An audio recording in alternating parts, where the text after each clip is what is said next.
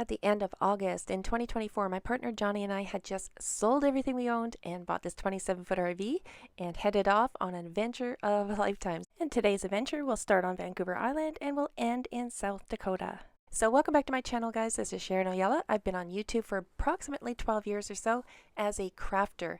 My first channel is under my name, Sharon Oyella, and that's where I teach people how to crochet toys. And my second channel is Where the Gnomes Live, and that's where I teach people how to build miniatures.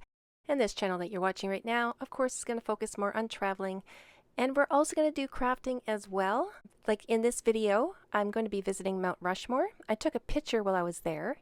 And that very picture that I took, I've turned into a keychain using UV resin. And using that very same technique with a paper print off using one of my crochet patterns and a couple of other images that I got online, I made earrings as well. If you're interested in seeing how I did that, that video will pop up at the end of this one. It will also be linked in the pinned comment below.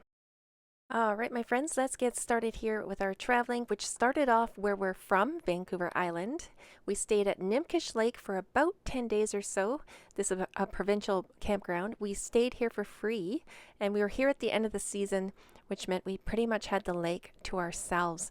And I really enjoyed this quiet time. I took my kayak out there. This lake was like glass all morning, but as soon as that wind would pick up in the afternoon, I had to get that kayak back to the beach because it got fairly rough. And I spent some time in the water, of course. And then you can't take the crafter out of the girl. I was walking the beach and I found these sticks here, which I thought looked like gnomes just waiting to be painted to life. So I spent about a good 3 or 4 days just painting gnomes. And I ended up with the most adorable little group of gnomes. And when I gathered them up for their photo here is when I realized I'm going to make a crochet pattern inspired by these very gnomes. So how wonderful is that? Inspired by nature, I ended up with Christmas baubles. These turned out absolutely adorable. And if you add arms and legs, you get a little gnome character as well, which ended up going very nicely with an older pattern of mine called Little Oak Hiding Tree with all its little friends there. So now there's a gnome for that set as well. If you're interested in anything that you've seen here, I'll link the patterns in the pinned comment below. Alright, let's pack up those gnomes and get back on the road. Now there's going to be quite a bit of time distance between this clip and the next one where we're going to end up starting off in Washington. So we're going to jump ahead to October 2024. We had been on the road for a number of hours by now, and when I first saw these horses on the hill, I thought they were real, and I was like, Johnny, look at those! And he had a good laugh about that. Anyway, we did stop here at the rest area so I could take a closer look at those horses and stretch my legs and have a little break from the road. I'll pan around so you can see exactly what I saw. I'm from Vancouver Island, so this wide open country is quite amazing to look at.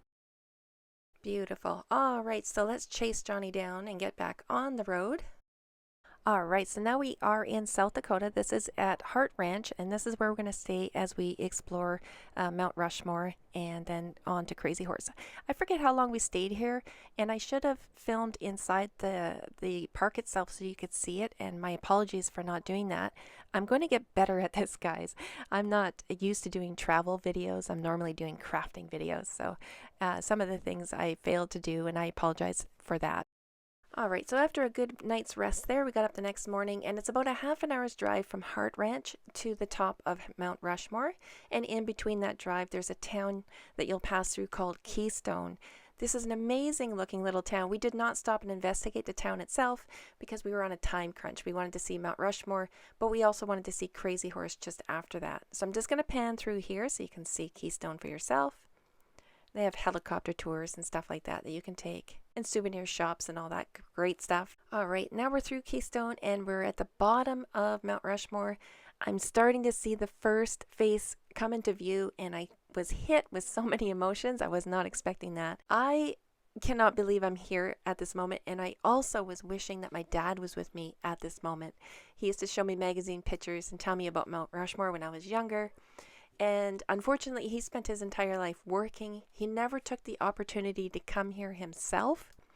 And now he is suffering Alzheimer's, and that opportunity has passed. And I know in my heart he would want me to tell you, if you have a dream, if you want to see something in person, and you have the opportunity to do it, grab that opportunity while you can. So I'm coming here as representative for my dad and also making one of my own dreams come true.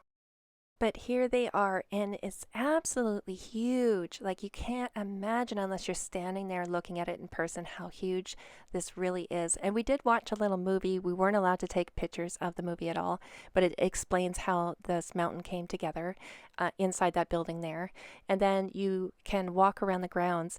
Now, we are in off season, so some of the places were not available to us and some of the buildings were closed, but we still had a good walk around the mountain itself. And you walk through these walkways, and then there'll be different views of each president depending on where you're standing, and then there'll be a placard at the bottom where you can read about that certain president, like here, President Lincoln. Then you look up and you can see him directly there. And then a little further down the walkway, you'll see another placard of another president. You look up, you see him directly. And the further that you walk, you'll see different views of each profile. It's really fascinating. I was also really taken with the huge boulders all around the walkway, and of course the rock rubble. And this is from, of course, the dynamite carving of this mountain. So there's so much history right here all the way around us. It was just mind-blowing to be standing here looking at this in person. All right, one last look at these amazing faces that I took myself with my own camera. Still blows my mind. We're going to jump in here with Johnny and we're going to drive away. So this is going to be the last look as we're driving away here. You can see one of the faces there, the side profile.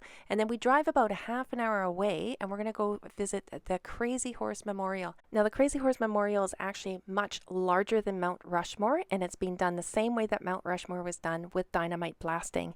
The man that started this carving actually worked on Mount Rushmore for a short time in 1939. He was invited by Chief Henry Standing Bear and native elders to do this carving. When he accepted the invitation, he knew he was going to dedicate his entire life to this project and that he would die of old age before it got finished.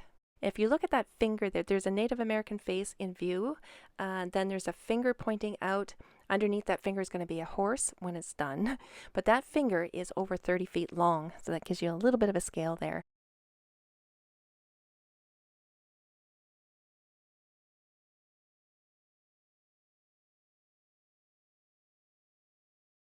And here is Chief Standing Bear with Korzak in 1947 when they met to discuss plans for the carving.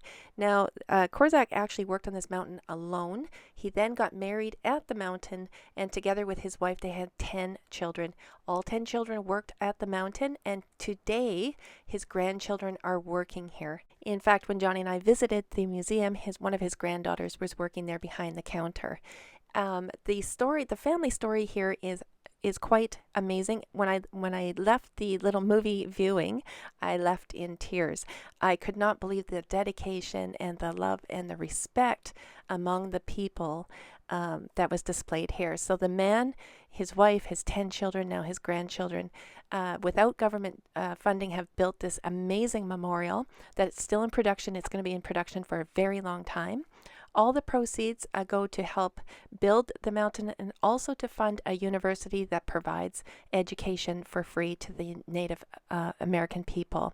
So if you haven't yet heard of this amazing story, I would really encourage you to look it up and read more about it. So here is a carving of what the mountain will look like when it is finished, and nobody knows when that date will be. The memorial honors Crazy Horse, a Lakota leader who fought to preserve Native American territory and the Lakota way of life. The memorial also honors North American Indians and includes a museum and a university. After we had a bus ride to the mountain, Johnny and I did take a tour up there. We were asked not to film any of what was spoken inside the bus there, so out of respect, we will not show any of that. We did enjoy a nice meal afterwards with a view of the mountain from our table.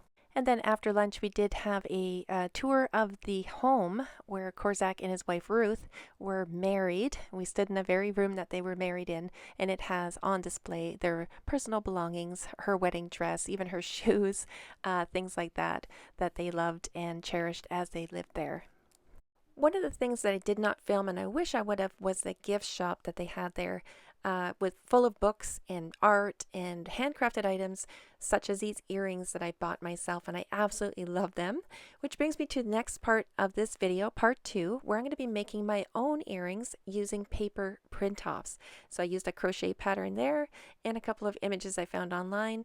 Remember, I also took a picture of Mount Rushmore, and I'm going to turn that photo into a wonderful keychain. So if you're interested in seeing how I did this technique, you will follow the link that's popping up on your screen, or you can look in the pinned comment below. So thanks so much for watching this one, guys, and I can't wait to see you in the next one.